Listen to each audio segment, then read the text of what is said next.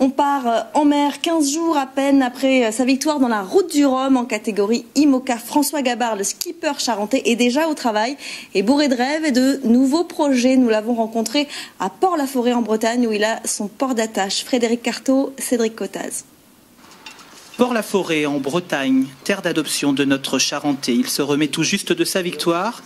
Rentré en métropole dimanche dernier, nous le retrouvons déjà en plein travail, entouré de toute son équipe. C'est à Port-la-Forêt principalement que je me suis basé.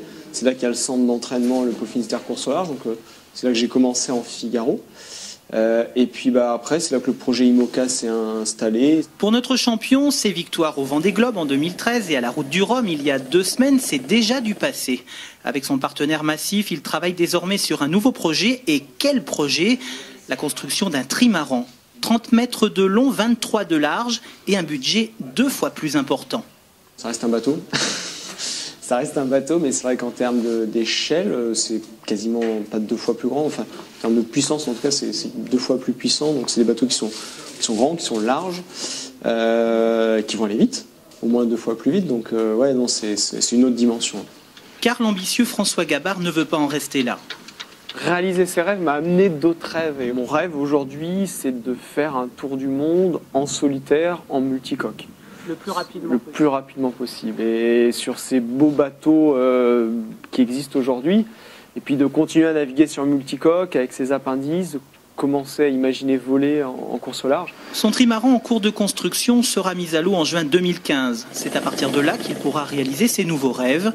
Rêves de rapidité, de dépassement de soi et on l'espère de record.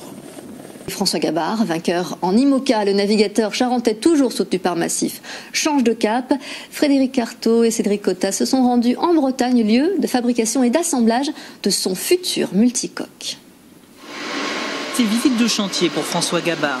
Rentré en métropole il y a seulement 6 jours après sa victoire au Rhum, il était pressé de contrôler l'avancement des travaux. C'est chez ce concepteur de multicoque qu'est fabriquée une partie du futur trimaran Massif, un mastodonte des mers, 30 mètres de long, 23 de large. Je découvre avec vous le bateau et c'est vrai que c'est chouette parce que c'est le premier gros morceau du puzzle du futur bateau Massif. Je pense que la dernière fois que j'étais venu, c'était début octobre, fin septembre, début octobre. Donc à l'époque, la coque centrale était en 2 demi-coques. C'était pas encore assemblé. François Gabard et son sponsor Massif se sont donné pour objectif de construire un bateau destiné à battre des records. Après le monocoque, le Charentais a pour ambition de participer cette fois à une solitaire autour du monde en multicoque. C'est un bateau qui a été dessiné spécialement pour ce programme, là où les autres bateaux existants sont plutôt des bateaux qui ont été adaptés à un programme solitaire alors qu'ils étaient conçus pour faire de l'équipage. Nous sommes à Port-la-Forêt au pôle Finistère Course au large, le lieu d'entraînement et de suivi des skippers de très haut niveau. Et c'est ici que l'ingénieur François Gabard et son sponsor ont réuni les meilleures compétences pour profiler ce futur trimaran. Ils sont une quinzaine. Le palmarès du jeune navigateur a apporté la preuve à son sponsor qu'il est un champion plein d'avenir. La société d'assurance en a même cassé sa tirelire. Ce nouveau projet lui coûtera 25 millions d'euros sur 5 ans. Casser la tirelire, non. Je dirais que c'est un projet qui est plus coûteux, mais le précédent projet, donc la première étape qui était en IMOCA, s'est avéré extrêmement rentable pour l'image du groupe. L'assemblage du trimaran ultime est programmé pour mars prochain, sa mise à l'eau en juin.